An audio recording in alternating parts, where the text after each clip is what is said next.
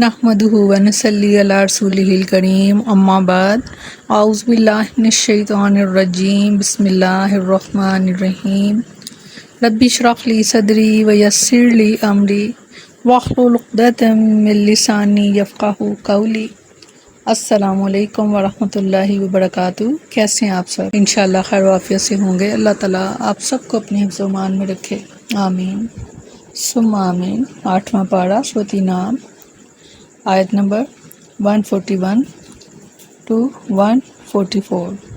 लफ्ज़ी तर्जमा, वहुवल्लज़ी, और वही है जिसने अंशा पैदा किए जन्नातिन बाग मारूशातिन, टीटियों पर चढ़ाए हुए, व गैर मारूशात, और बग़ैर चढ़ाए हुए, व नखला, और खजूरें, व ज़रआ, और खेती, मुख्तलिफ़न मुख्तलिफ हैं, उकुलूहा, इनके फल, व ज़ैतूना, और जैतून, व रुम्माना, और अनार, मुतशाबिहन, मिलते जुलते हैं, गैर मुतशाबिहा, और ना भी मिलते जुलते। कुलू, खाओ, मिन समरे ही, इसके फलों से, इज़ा, जब अस्मरा, जब वो फलें, वातू, और दो, हक्काहू, इसका हक, यौमा सादी ही, इसके काटने के दिन, वला, और ना तुसरिफू, और ना तुम फजूल खर्ची करो, इन्नहु, बेशक वो, ला, नहीं, युहिब्बु, दोस्त रखता, मुसरिफीन, बेजा खर्च करने वालों को।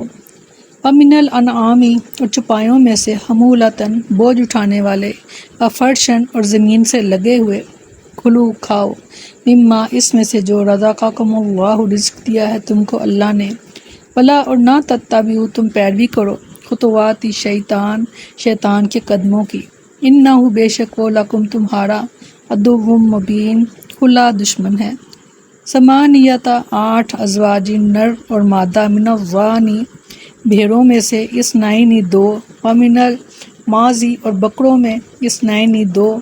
कुल, पूछिए, आ ज़कराइनी, क्या दोनों नरों को, हर्रमा, हराम किया है, अमिल उनसायैनी, या दोनों मादाओं को, अम्मा, या वो जो, इश्तमलत, मुश्तमिल हैं, अलैहि, जिस पर, अरहामु, रहम, उनसायैनी, दोनों मादाओं के, नब्बी ऊनी, मुझे बताओ, भी इल्मिन, अपने इल्म से, इन अगर तुम हो सादिकीन, सच्चे। वमिनल इबिली, और ऊँट में से, इस्नाइनी, 2, वमिनल बकारी, और गाय में से, इस्नाइनी, 2। कुल, पूछिए, आ ज़कराइनी, क्या दोनों नरों को, हर्रमा, हराम किया है, अमिल उनसायैनी, या दोनों मादाओं को, अम मश्तमलत, या फिर मुश्तमिल हैं जो, अलैहि, जिस पर, अरहामु, रहम, उनसायैनी, दोनों मादाओं के, हम, क्या, कुन, तुम थे, शुहदा, अगवा, इस जब, वस्साकुमुल्लाहु, हुक्म दिया था तुमको अल्लाह ने, बिहाजा, इसका, अमन, पस कौन, अज़लामु, बड़ा जालिम है, मिम्मन, इससे जो, इफ्तरा,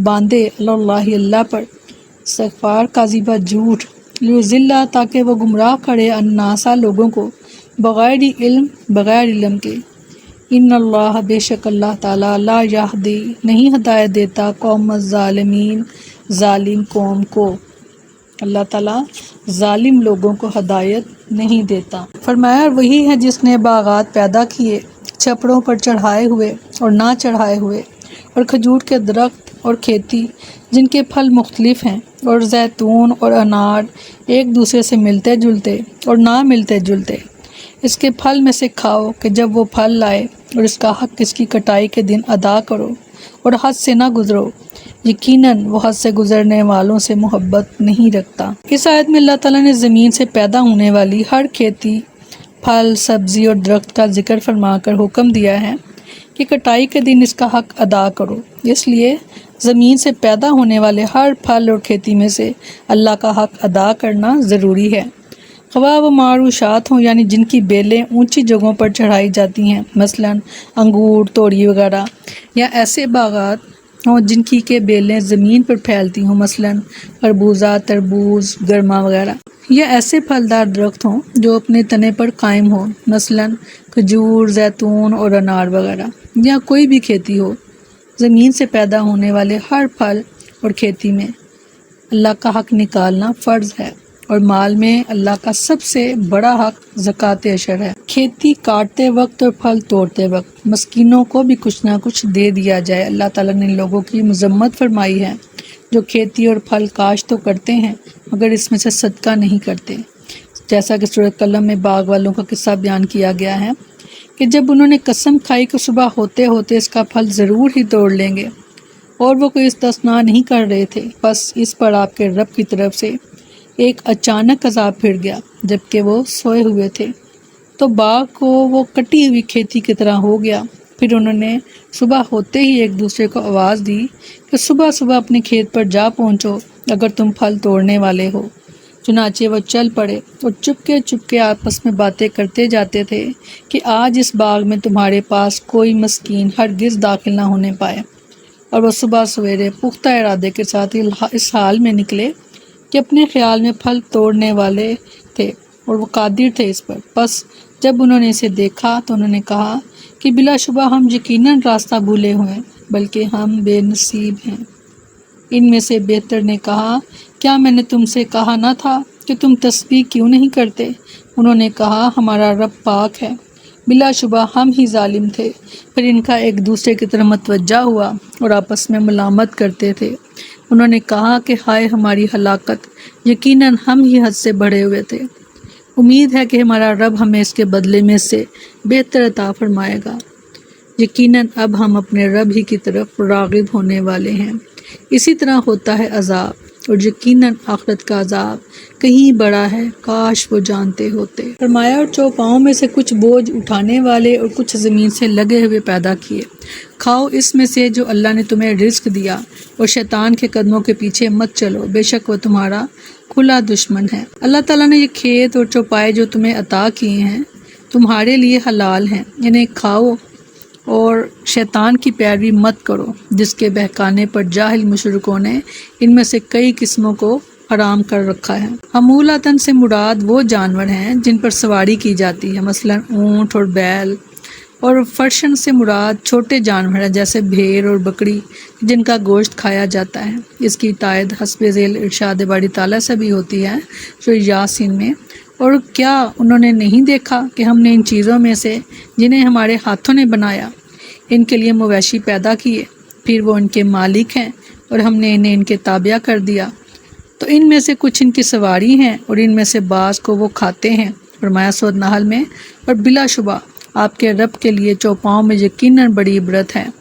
ہم ان چیزوں میں سے جو ان کے پیٹوں میں ہیں، گوبر اور خون کے درمیان سے تمہیں خالص دودھ پلاتے ہیں جو پینے والوں کے لیے حلق سے آسانی سے اتر جانے والا ہے۔ سبحان اللہ۔ فرمایا 8 قسمیں بھیڑ میں سے 2 اور بکری میں سے 2، کہہ دیجئے کہ کیا اس نے دونوں نر حرام کیے یا دونوں مادہ، یا وہ بچہ جس پر دونوں ماداؤں کے رحم لپٹے ہوئے ہوں؟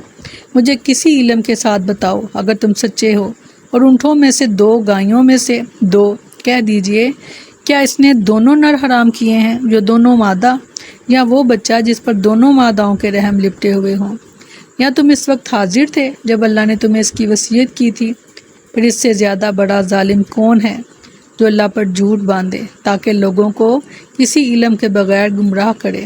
بے شک اللہ ظالم لوگوں کو ہدایت نہیں دیتا۔ یہ اسلام سے قبل عربوں کی جہالت کا بیان ہے کہ انہوں نے چوپاؤں کو حرام قرار دے کر بحیرہ، صائبہ، وسیلہ اور حام یعنی مختلف انواع اقسام میں تقسیم کر دیے تھے۔